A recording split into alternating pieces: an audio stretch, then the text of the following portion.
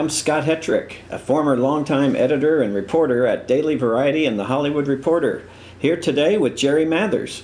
Hi Jerry, how are you? I couldn't be better. Thank you for joining me here. We're here at the Van Nuys 94th Aero Squadron, is that it? Restaurant, yep. Yeah. And the airport is right, Van Nuys Airport is right next to us. So you may hear a jet go by or a plane land every once in a while.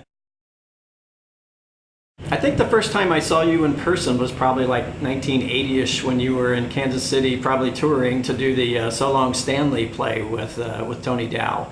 Was one of the other shows Boeing, I seem to recall? That is a play we did. Okay.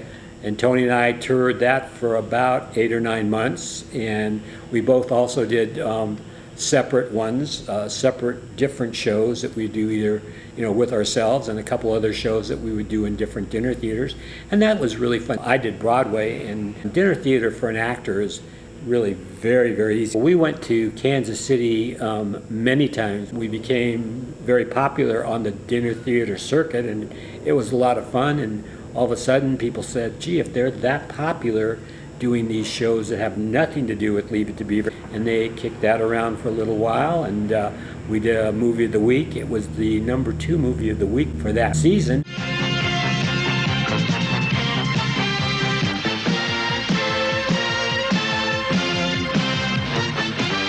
Tonight on the CBS Saturday Night Movies, Jerry Mathers is back.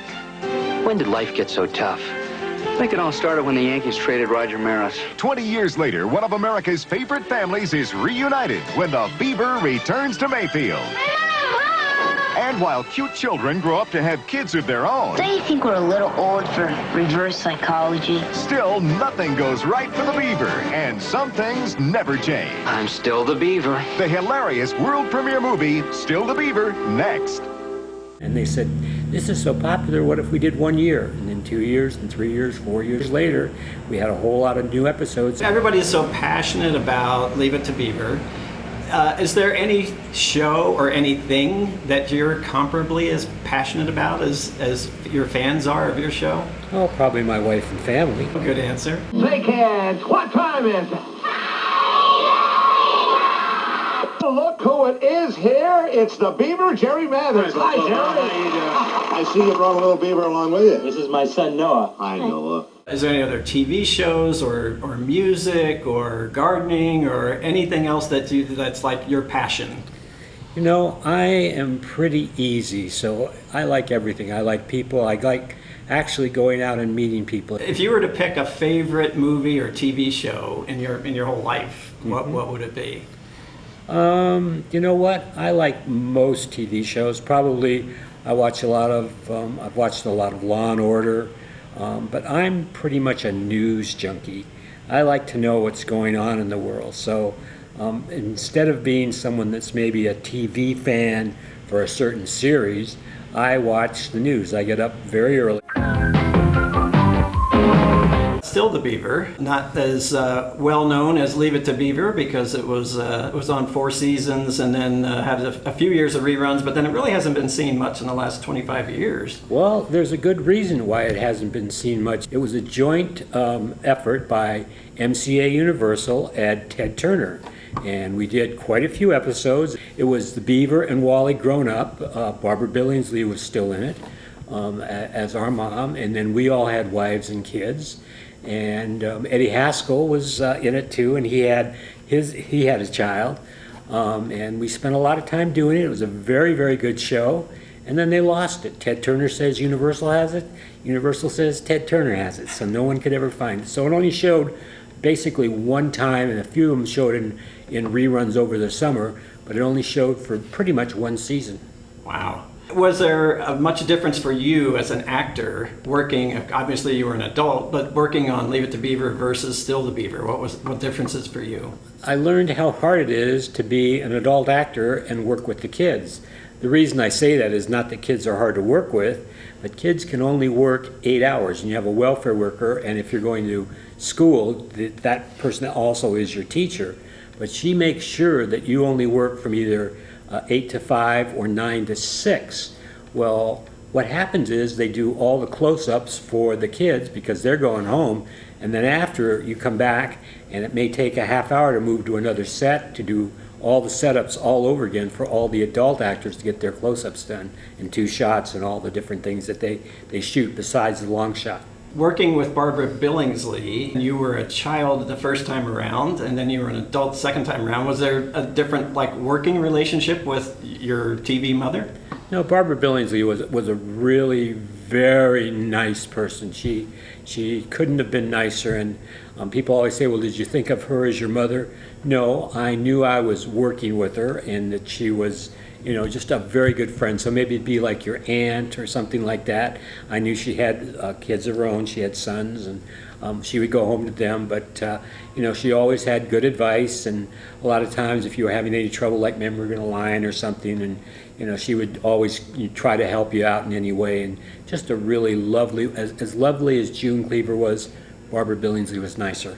That's great to say. There were a number of returning actors from the original show that came in maybe just for 1 or 2 episodes on the new version. And any of those that you remember particularly or thought was really fun that you hadn't seen forever? Well, it was really hard to find them because most of them were child actors and a lot of them had moved out. You directed some of the episodes of Still the Beaver. I guess technically you directed the new Leave It to Beaver, but was there any of either iterations of that any of the episodes that you remember particularly fondly? It was every day was a gift because it'd be like you if someone said, how would you like to go back to your 2nd or 3rd grade and suddenly be the teacher of it? So I got to go with all my friends who I'd known for probably 50 years, and suddenly instead of having the director say do this and do that, it was my vision of how the show should be.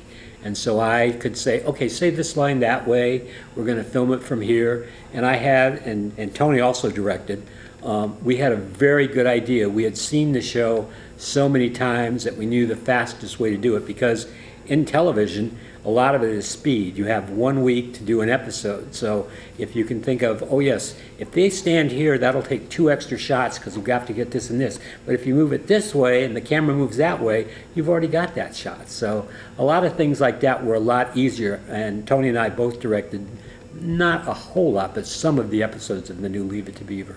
The episode like with Veronica Cartwright where she came back and you were dating her, any particular memories of that? Well, that was always fun. It'd be like you going to maybe a class reunion or something like that, because she was a good friend of mine, and I knew her sister also, and they were both actresses, and I would see them at all sorts of publicity events and different things for shows we were working at, the Emmys maybe, and all the different charities that each one of us would go to.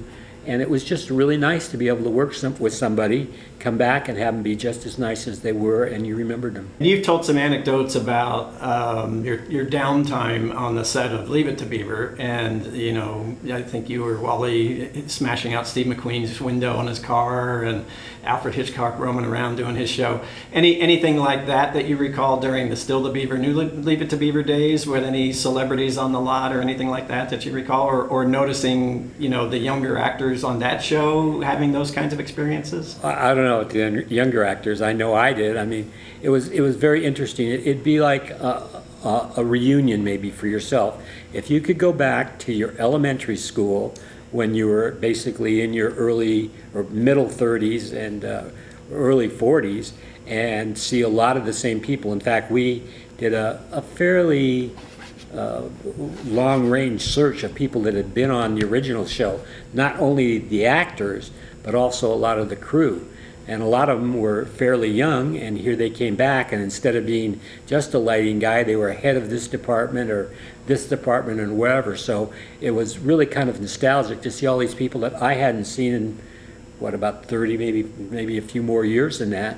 And suddenly they had families and their kids were doing this and that and the other thing. So it was just like going back and having a reunion, and you didn't have to leave only after 1 day because we shot it for the next few years. I know Ted Turner ordered X amount of episodes, a record number of episodes of the new Leave It to Beaver. It was the biggest episode. It was the biggest order in television history, because usually even shows like Leave It to Beaver, they don't order a whole lot because they want to see, of course, how it airs. And he just said, no, There were other groups that were interested in getting it, but he said, this is the way to do it. I'll just take, a whole bunch of episodes. And so it was very nice. That way you have a lot more stability in that you know that you're going to be working for a certain amount of time, and they can do a lot more stuff with the sets and the clothing and all the different things. And the writers can know that, they just don't have to come up with 3 or 4 shows. They may have to come up with 234 episodes or whatever it is. Right. Ted Turner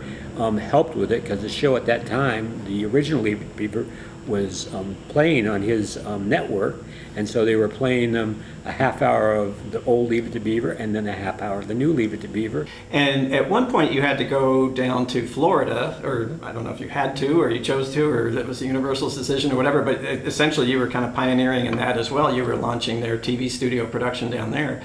How was that for the cast to relocate all the way across the country? Well, as an actor, you do that a lot, especially if you do movies.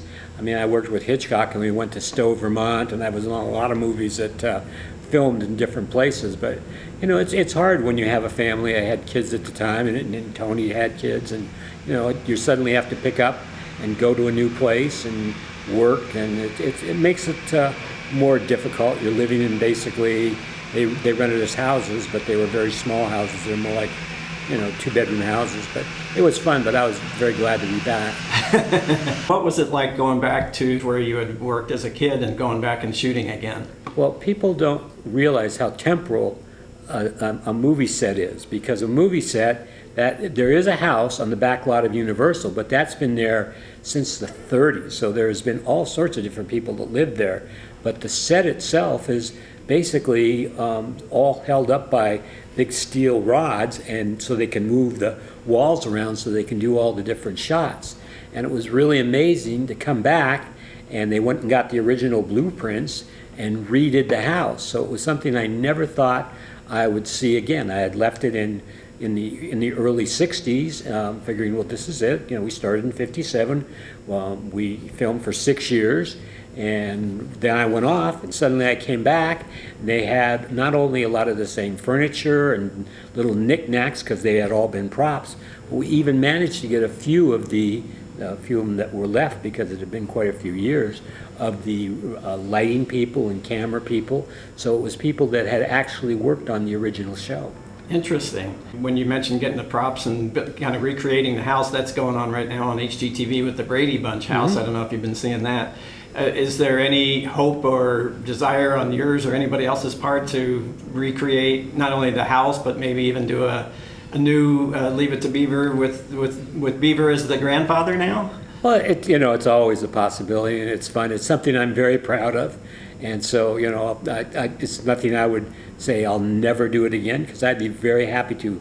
All the people on the show were very, very nice, and we're all good friends. And if somebody would like to do that, that would be a wonderful thing. I mean, I think the big thing is that we'd want them to stick kind of to the same kind of format of a television show that a whole family can sit down and watch for a half hour, and the parents have maybe one view of it and the kids have another, but it's something the whole family can enjoy.